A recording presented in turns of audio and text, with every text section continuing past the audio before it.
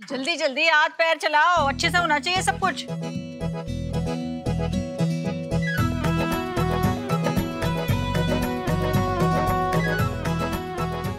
बल खा के चल रही, फैशन शो नहीं चल रहा। ये अंगूठी केसर वाले दूध में मैंने धो दी है, चमक रही है ना? बहुत बढ़िया।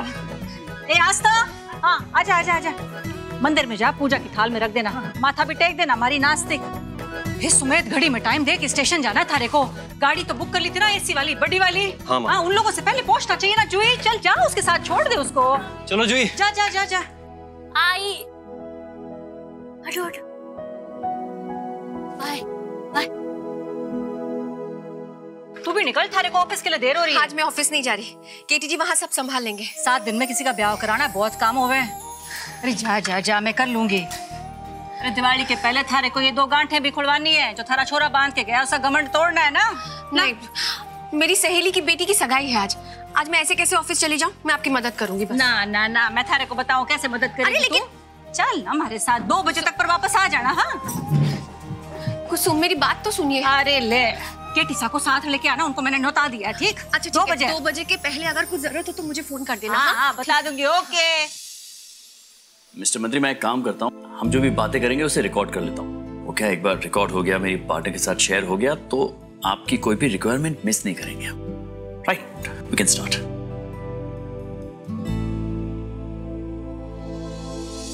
मिस्टर केटी, ये रिकॉर्डिंग बंद कर दीजिए प्लीज। जी? जो बात मैं आपसे कहना चाहता हूं वो ऑफ द रिकॉर्ड ही सही रहेगी। I see. कर दिया। जी, थैंक यू। जी मिस्टर केटी, आप मेरे बेटे आर्यन से तो मिल ही चुके हैं? जी मिल चुका हूँ। और समझ चुके होंगे कि वो आज का लड़का है, फॉरेन में पढ़ा है, आज की विचारधारा में रमा हुआ है। जी, वो पहली मुलाकात में ठीक से पता चल गया था हमें। जी जी। अभी जितना प्रोग्रेसिव है उतना अजीब भी है। आज की न्यू जनरेशन पुरानी रीति रिवाजों को फॉलो नहीं करती, यह कहकर कि वो ओल्ड फैशन है। आई नो, है आर्यन का वो माइंडसेट। और बच्चों के मोह में विवश होकर माँ बाप को उनके सामने झुकना पड़ता है। अब लड़की भी उसी ने चुन ली।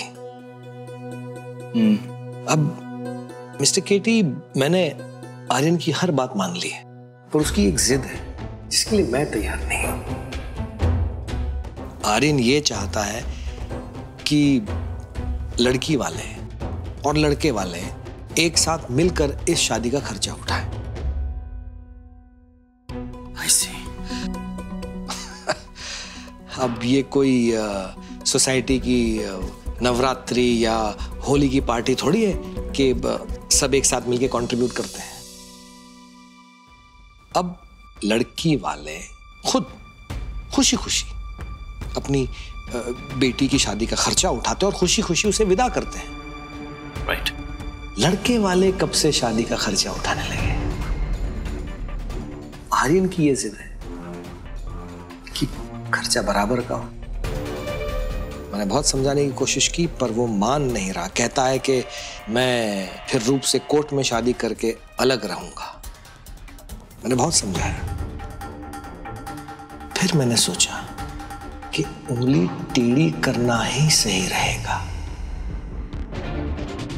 इसीलिए मैंने आपको शादी का कॉन्ट्रैक्ट दिलवाया। मिस्टर मंत्री, आप जो कह रहे हैं मैं समझ रहा हूं, लेकिन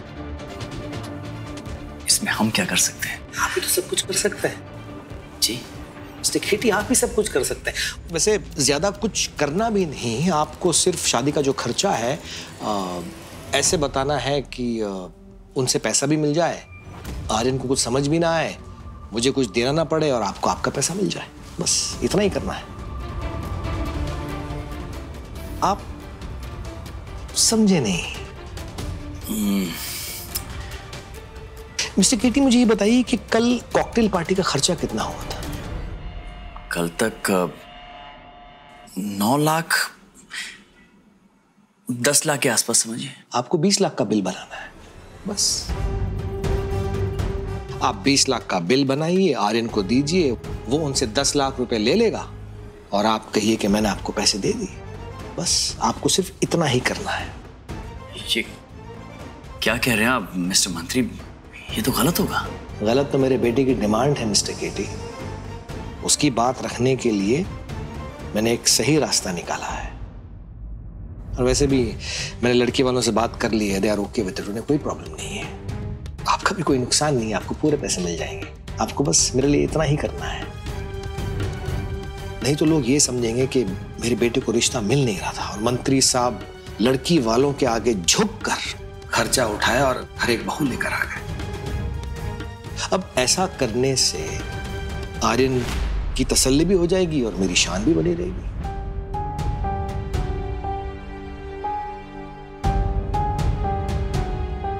मिस्टर मंत्री, ये अनएथिकल है।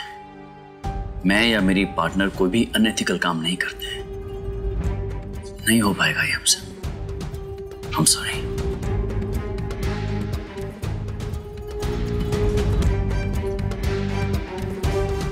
मिस्टर केटी, शायद आप भूल रहे हैं, कल रात सबके सामने मैंने झूठ कहा, गलत काम किया, एक अनएथिकल चीज की।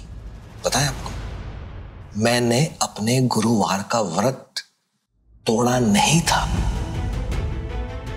वो तो आपकी और आपकी उस पार्टनर की गलती की वजह से मैंने शराब पी ली थी। और सिर्फ आपकी इज्जत रखने के लिए, इंसानियत के तौर पर मैंने एक अनएथिकल चीज की, झूठ कहा आपके लिए। पहले मंत्री जी ने ये कहा कि वो ड्रिंक मैंने उन्हें दी थी, और अब वो कह रहे कि वो ड्रिंक उन्होंने खुद ली थी। आपको कुछ अजीब नहीं लग रहा? और आप मेरे लिए, जिसने आपके लिए इतना किया, इतना भी नहीं कर सकते? अरे मेरा छोड़िए, अपनी कंपनी का सोचिए मिस्टर केटी।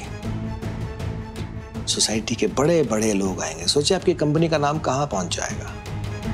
आप कब से ये कंपनी चला रहे, पर अब तक अपनी कंपनी के जड़ें नहीं फैला पाए। मेरी इतनी सी बात मानकर आपको एक इतना बड़ा कॉन्ट्रैक्ट मिलेगा, सोच लीजिए। मिस्टर केटी, मैं एक पुराना बिजनेसमैन हूं, मेरी एक सलाह मान लो। आदर्श और एथिक्स की बेड़ियां पैरों में पहने रहकर बिजनेस में एक कदम भी चला नहीं जा सकता। दौड़ना तो बहुत दूर की बात है।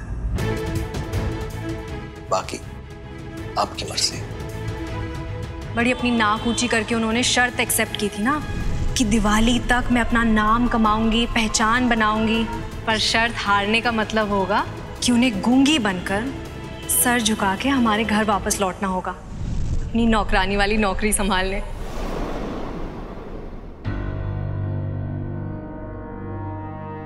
मेरा नंबर है आपके पास।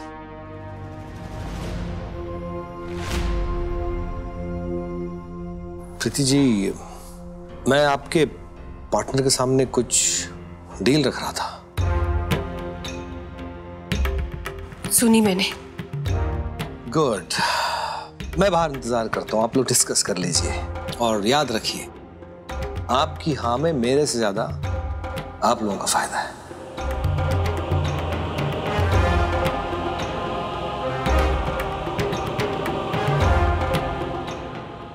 ये कॉन्ट्रैक्ट प्रीति जी के लिए बहुत जरूरी है। दिवाली से पहले बड़ी मुश्किल से ये प्रोजेक्ट आता है। ये भी चला गया तो प्रीति जी शर्त हार जाएंगे और उनकी जिंदगी पूरी तरह से बर्बाद हो जाएगी। लेकिन इस शर्त को मानने का मतलब ये होगा कि हम अपने उसूलों के साथ समझौता कर लें। वो जो भी फैसला लेंगी, मैं उसमें उनका साथ दूंगा।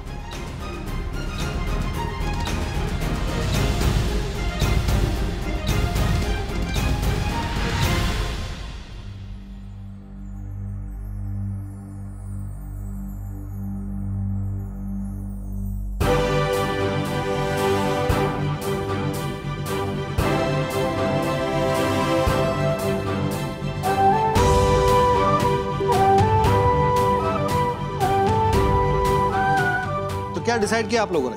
हमने फैसला ले लिया है सर, इसमें सोचने वाली कोई बात ही नहीं है। मिस्टर केटी, आप खामखा परेशान हो रहे थे। ये होती है बिजनेस वुमेन वाली सोच। आपने एक बहुत समझदार पार्टनर चुनी है। बना लीजिए 20 लाख का बिल और भेज दीजिए लड़की वालों को। चलिए। उसकी कोई जरूरत नहीं है सर, हम ऐसा कुछ नहीं कर रहे। मतलब? सर, मैं मानती हूं कि आप बहुत बड़े बिजनेसमैन हैं और बिजनेस की नींव समझदारी पर रखी जाती है, लेकिन समझदारी से बड़ी ईंट होती है भरोसे की, ईमानदारी की और इंसानियत की। और इसी नींव पर हम अपने बिजनेस को खड़ा करना और चलाना चाहते हैं सर। हम बिल्स में हेरा फेरी नहीं कर पाएंगे। हम इस शादी को तभी ऑर्गेनाइज करेंगे जब आप अपने बेटे को सारी सच्चाई बताएंगे सर। मिस्टर मंत्री, आपने मेरी समझदार पार्टनर का सोचा समझा फैसला सुन लिया है। यही हमारा फाइनल डिसीजन होगा। देखिए, आप लोग अपना बिजनेस जैसे चलाना चाहते चलाइए। वैसे भी ये 1-2 बिल्स की हेरा फेरी में आपके उसूलों पे दीमक नहीं लगने वाली, और हर बिजनेस में थोड़ा बहुत तो होता ही है। सर, ना थोड़ा ना बहुत, एक बेटे ने अपने पिता पर भरोसा किया है। आप उस भरोसे को निभाए या ना निभाए, लेकिन हम अपने क्लाइंट के साथ धोखा करके उसका भरोसा नहीं तोड़ सकते ना। और वैसे भी आपके बेटे ने क्या गलत किया है? एक नई सोच को बढ़ावा ही तो दे रहा है। ऐसा क्यों नहीं हो सकता कि लड़का और लड़की वाले साथ मिलकर शादी का खर्चा उठा सके? लड़का और लड़की दोनों ही तो अपनी माँ के गर्भ में 9 महीने तक रहते हैं। लड़की के पिता ने उसके पालन पोषण में, उसकी पढ़ाई में उतना ही खर्चा किया होगा जितना कि आपने किया है। तो सर, ये लड़का और लड़की वालों में इतना फर्क क्यों? मिस्टर मंत्री, आर्यन एक कमाल का लड़का है। आई एम श्योर आप भी उस पर गर्व महसूस करते होंगे। इतनी कम उम्र में उसने इतनी ऊंची सोच अपनाई है, कमाल है सच। और बदलाव अगर सकारात्मक हो, एक बेहतर कल के लिए हो, तो अच्छा ही है। और फिर अपने छोटों से सीखने में कोई बुराई तो नहीं है। सर, हम ईमानदारी से काम करते हैं और आज नहीं तो कल कामयाबी हमारे हाथ जरूर लगेगी। लेकिन ऐसी सोच को दबाना और झूठ बोलकर काम करने से एक बार जो हमारा जमीर मर गया, उसे हम कभी जिंदा नहीं कर पाएंगे। और कुछ ज्ञान देना बाकी है मुझे? आप मुझे मत सिखाइए। यहां आपकी सोच बिल्कुल गलत है dad.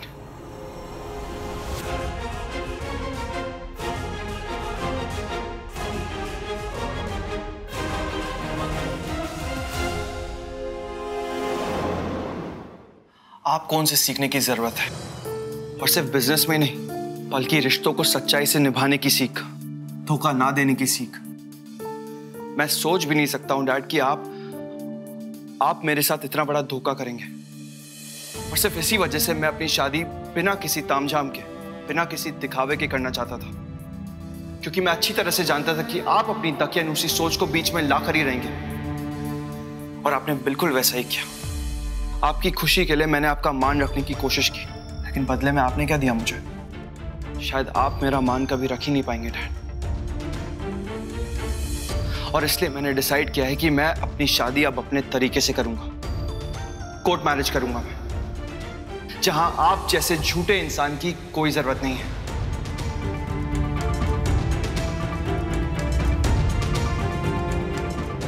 Thank you so much guys, and I am really sorry for all this.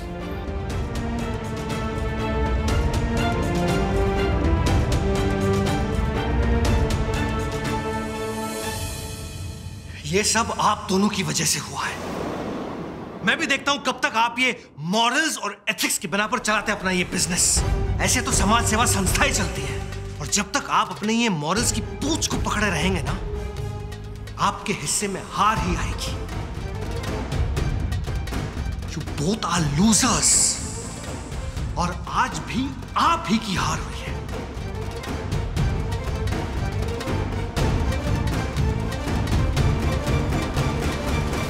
25 दिन बाद जब सारी गांठें खुल जाएंगी और तू शर्त हार जाएगी, तो यही साड़ी पहनकर और अपने आत्मसम्मान का कीड़ा झाड़कर आ जाना वापस उसी घर में जहां तू पीठ दिखाकर आई थी। और हाँ, इस बार फिर से अपना मुंह बंद करके आना।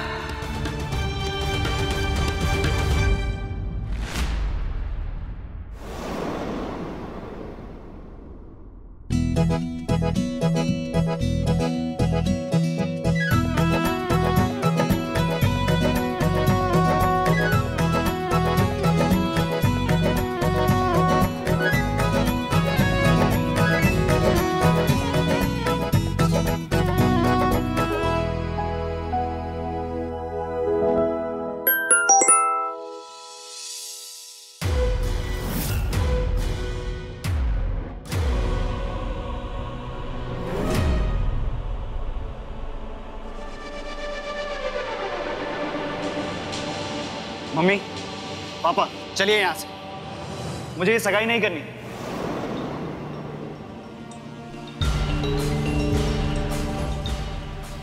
काय हो ऐसी काय बात हो गई? ये सगाई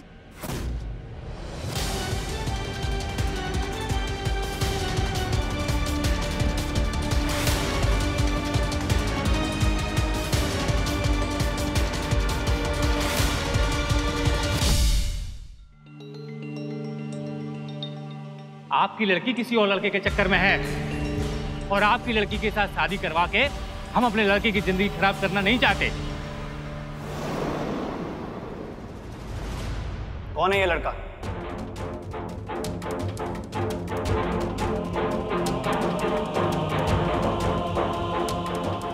मैं बताती हूँ कौन है ये लड़का।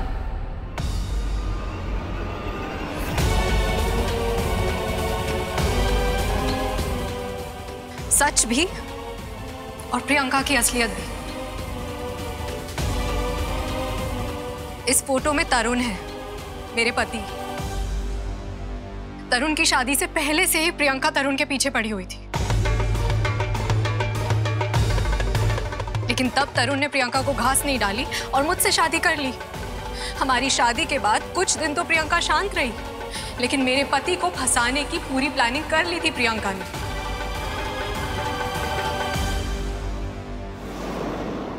बकवास करे रहती।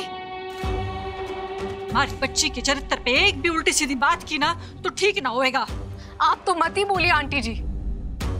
अब मुझे रोकने की बजाय आपको अपनी बेटी प्रियंका को रोकना चाहिए था। आपको पता है प्रियंका ने जानबूझ के तरुण को ऑफिस ज्वाइन किया ताकि उसके करीब रह सके, उससे मीठी मीठी बातें कर सके, उसे फंसा सके।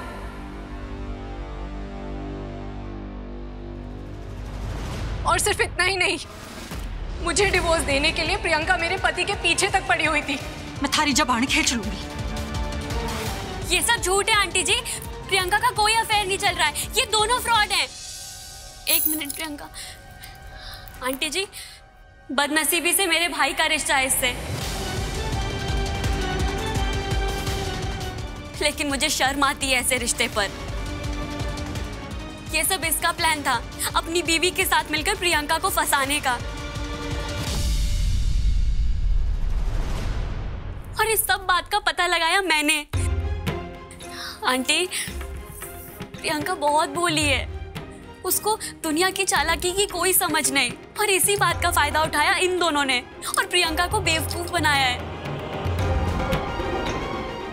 आंटी, अब कोई भी डिसीजन लेने से पहले प्लीज एक बार पूरी मेरी बात सुन लीजिए, प्लीज।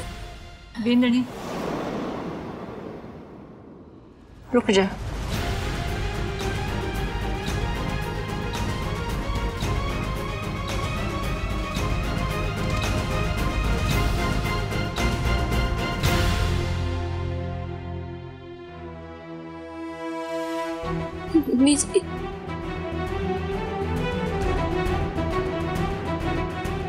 हमारे घर आकर आप लोगों को ये सब सुनना पड़ा। मैं माफी मांगू। आप इनसे माफी नहीं मांगेंगी कुसुम।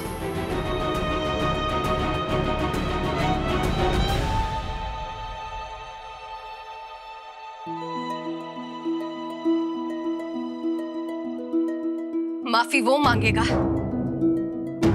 जिसने ये गिरी हुई हरकत की है।